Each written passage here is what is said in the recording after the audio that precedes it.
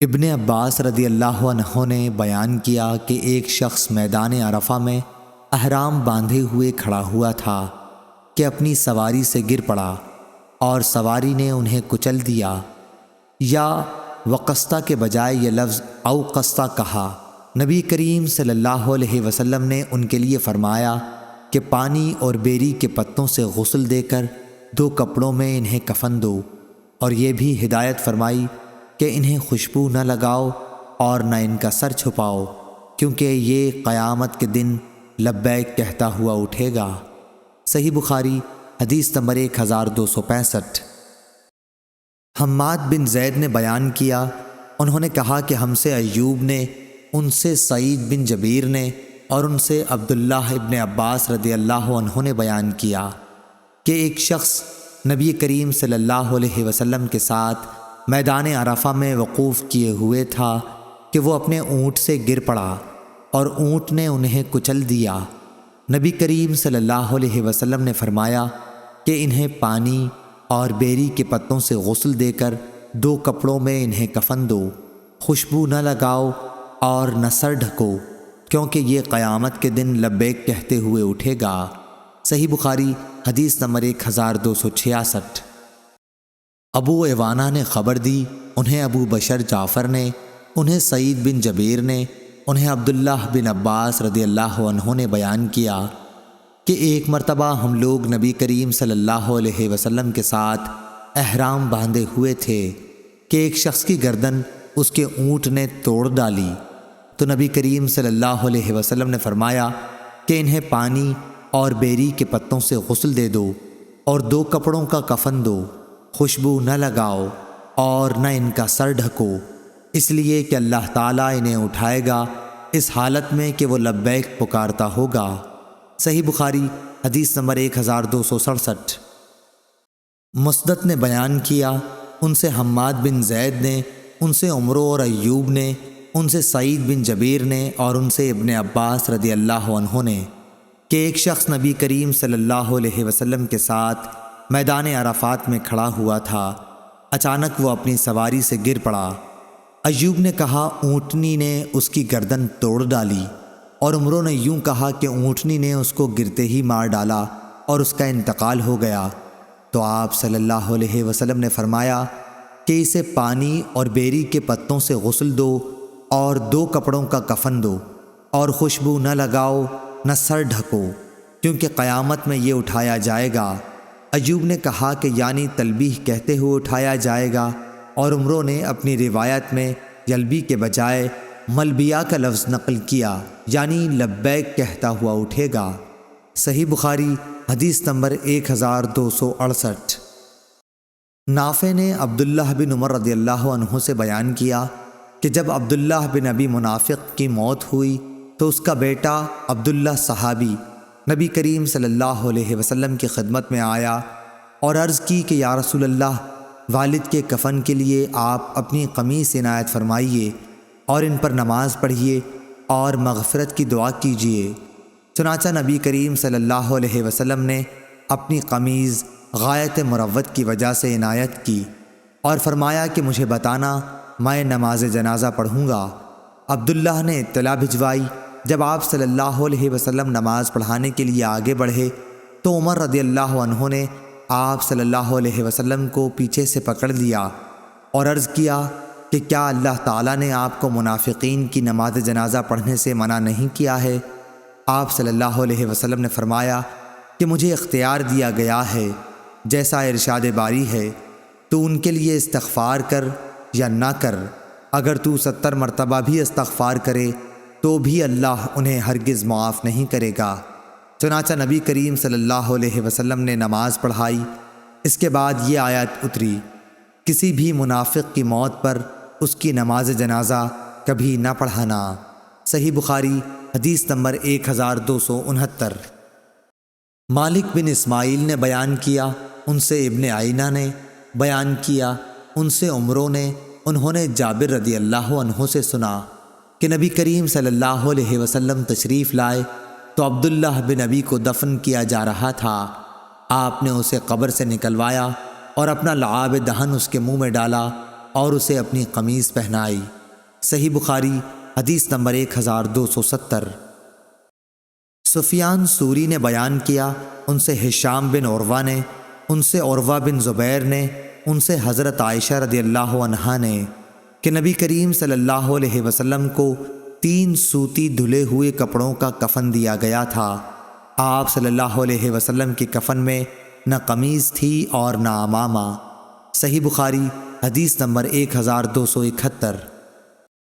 مسدد نے بیان کیا، ان سے یحییٰ نے، ان سے ہشام نے، ان سے ان کے باپ عروہ بن زبیر نے، ان سے ام المومنین حضرت عائشہ صدیقہ رضی اللہ عنہا نے کہ رسول اللہ صلی اللہ علیہ وسلم کو 3 کپڑوں کا کفن دیا گیا تھا، جن میں نہ قمیض تھی اور نہ عمامہ تھا۔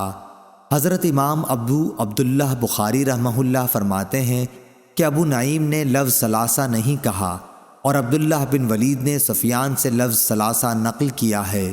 صحیح بخاری حدیث نمبر 1272۔ اسماعیل نے بیان کیا، کہا کہ مجھ سے مالک نے بیان کیا، ان سے ہشام بن عروہ نے، ان سے ان کے باپ عروہ بن زبیر نے، ان سے عائشہ رضی اللہ عنہا نے کہ رسول کریم صلی اللہ علیہ وسلم کو سحول کے 3 سفید کپڑوں کا کفن دیا گیا تھا، نہ ان میں قمیض تھی اور نہ عمامہ تھا۔ صحیح بخاری حدیث نمبر 1273۔ احمد بن محمد مکی نے کہا کہ ہم سے ابراہیم بن سعد نے، ان سے ان کے باپ سعد نے اور ان سے ان کے والد ابراہیم بن عبد الرحمن نے بیان کیا کہ عبد الرحمن بن عوف رضی اللہ عنہ کے سامنے ایک دن کھانا رکھا گیا تو انہوں نے فرمایا کہ معصب بن عمیر رضی اللہ عنہ غزوہ احد میں شہید ہوئے، وہ مجھ سے افضل تھے، لیکن ان کے کفن کے لیے ایک چادر کے سوا اور کوئی چیز مہیا نہ ہو سکی۔ اس طرح جب حمزہ رضی اللہ عنہ شہید ہوئے یا کسی دوسرے صحابی کا نام لیا، وہ بھی مجھ سے افضل تھے، لیکن ان کے کفن کے لیے بھی صرف ایک ہی چادر مل سکی۔ مجھے تو ڈر لگتا ہے کہ کہیں ایسا نہ ہو ہمارے چین اور آرام کے سامان ہم کو جلدی سے دنیا میں دے دیے گئے ہوں۔ پھر وہ رونے لگے۔ صحیح بخاری حدیث نمبر 1274۔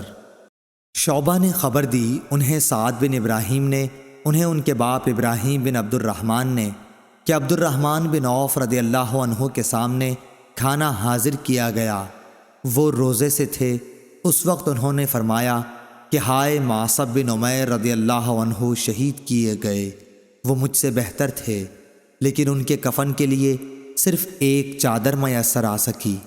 اگر اس سے ان کا سر ڈھانکا جاتا تو پاؤں کھل جاتے، اور پاؤں ڈھانکتے تو سر کھل جاتا۔ اور میں سمجھتا ہوں کہ انہوں نے یہ بھی فرمایا، اور حمزہ رضی اللہ عنہ بھی اسی طرح شہید ہوئے، وہ بھی مجھ سے اچھے تھے۔ پھر ان کے بعد دنیا کی کشادگی ہمارے لیے خوب ہوئی، یا یہ فرمایا کہ دنیا ہمیں بہت دی گئی اور ہمیں تو اس کا ڈر لگتا ہے کہ کہیں ایسا نہ ہو کہ ہماری نیکیوں کا بدلہ اسی دنیا میں ہم کو مل گیا ہو۔ پھر آپ اس طرح رونے لگے کہ کھانا بھی چھوڑ دیا۔ صحیح بخاری حدیث نمبر 1275۔ خباب بن ارت رضی اللہ عنہ نے بیان کیا کہ ہم نے نبی کریم صلی اللہ علیہ وسلم کے ساتھ صرف اللہ کے لیے ہجرت کی، اب ہمیں اللہ تعالیٰ سے اجر ملنا ہی تھا۔ ہمارے بعض ساتھی تو انتقال کر گئے اور اس دنیا میں انہوں نے اپنے کیے کا کوئی پھل نہیں دیکھا۔ معصب بن عمیر رضی اللہ عنہ بھی انہی لوگوں میں سے تھے، اور ہمارے بعض ساتھیوں کا میوہ پک گیا اور وہ چن چن کر کھاتا ہے۔ مصعب بن عمر رضی اللہ عنہ احد کی لڑائی میں شہید ہوئے، ہم کو ان کے کفن میں ایک چادر کے سوا اور کوئی چیز نہ ملی، اور وہ بھی ایسی کہ اگر اس سے سر چھپاتے ہیں تو پاؤں کھل جاتا ہے، اور اگر پاؤں ڈھکتے تو سر کھل جاتا۔ آخر یہ دیکھ کر نبی کریم صلی اللہ علیہ وسلم نے ارشاد فرمایا کہ سر کو چھپا دیں اور پاؤں پر سبز گھاس ازخر نامی ڈال دیں۔ صحیح بخاری حدیث نمبر 1276۔ عبدالعزیز بن ابی حازم نے بیان کیا، ان سے ان کے باپ نے اور ان سے سہل رضی اللہ عنہ نے کہ ایک عورت نبی کریم صلی اللہ علیہ وسلم کی خدمت میں ایک بنی ہوئی حاشیہ دار چادر آپ کے لیے تحفہ لائی۔ سہل بن سعد رضی اللہ عنہ نے حاضرین سے پوچھا کہ تم جانتے ہو چادر کیا؟ لوگوں نے کہا کہ جی ہاں، شملہ۔ سہل رضی اللہ عنہ نے کہا کہ ہاں، شملہ، تم نے ٹھیک بتایا۔ خیر، اس عورت نے کہا کہ میں نے اپنے ہاتھ سے اسے بنا ہے اور آپ صلی اللہ علیہ وسلم کو پہنانے کے لیے لائی ہوں۔ نبی کریم صلی اللہ علیہ وسلم نے وہ کپڑا قبول کیا۔ آپ صلی اللہ علیہ وسلم کو اس کی اس وقت ضرورت بھی تھی، پھر اسے ازار کے طور پر باندھ کر آپ صلی اللہ علیہ وسلم باہر تشریف لائے تو ایک صاحب عبد الرحمن بن عوف رضی اللہ عنہ نے کہا کہ یہ تو بڑی اچھی چادر ہے، یہ آپ صلی اللہ علیہ وسلم مجھے پہنا دیجئے۔ لوگوں نے کہا کہ آپ نے مانگ کر کچھ اچھا نہیں کیا، رسول اللہ صلی اللہ علیہ وسلم نے اسے اپنی ضرورت کی وجہ سے پہنا تھا اور تم نے یہ مانگ لیا، حالانکہ تم کو معلوم ہے کہ حضور صلی اللہ علیہ وسلم کسی کا سوال رد نہیں کرتے۔ عبد الرحمن بن عوف رضی اللہ عنہ نے جواب دیا کہ خدا کی قسم، میں نے اپنے پہننے کے لیے آپ صلی اللہ علیہ وسلم سے یہ چادر نہیں مانگی تھی، بلکہ میں اسے اپنا کفن بناؤں گا۔ سہل رضی اللہ عنہ نے بیان کیا کہ وہی چادر ان کا کفن بنی۔ صحیح بخاری حدیث نمبر 1277۔ سفیان ثوری نے بیان کیا، ان سے خالد حذا نے، ان سے ام حذیل حفصہ بنت سیرین نے، ان سے ام عطیہ رضی اللہ عنہا نے بیان کیا کہ ہمیں عورتوں کو جنازے کے ساتھ چلنے سے منع کیا گیا مگر تاکید سے منع نہیں ہوا۔ صحیح بخاری حدیث نمبر 1278۔ بشر بن مفضل نے بیان کیا، انہوں نے کہا کہ ہم سے سلمہ بن علقمہ نے اور ان سے محمد بن سیرین نے کہ ام عطیہ رضی اللہ عنہا کے ایک بیٹے کا انتقال ہو گیا۔ اس کے تیسرے دن انہوں نے صفرہ خلوق، ایک قسم کی زرد خوشبو منگوائی اور اسے اپنے بدن پر لگایا اور فرمایا کہ خاوند کے سوا کسی دوسرے پر 3 دن سے زیادہ سوگ کرنے سے ہمیں منع کیا گیا ہے۔ صحیح بخاری حدیث نمبر 1279۔ حمید بن نافع نے زینب بنت ابی سلمہ سے خبر دی کہ ابو سفیان رضی اللہ عنہ کی وفات کی خبر جب شام سے آئی تو ام حبیبہ رضی اللہ عنہا ابو سفیان رضی اللہ عنہ کی صاحبزادی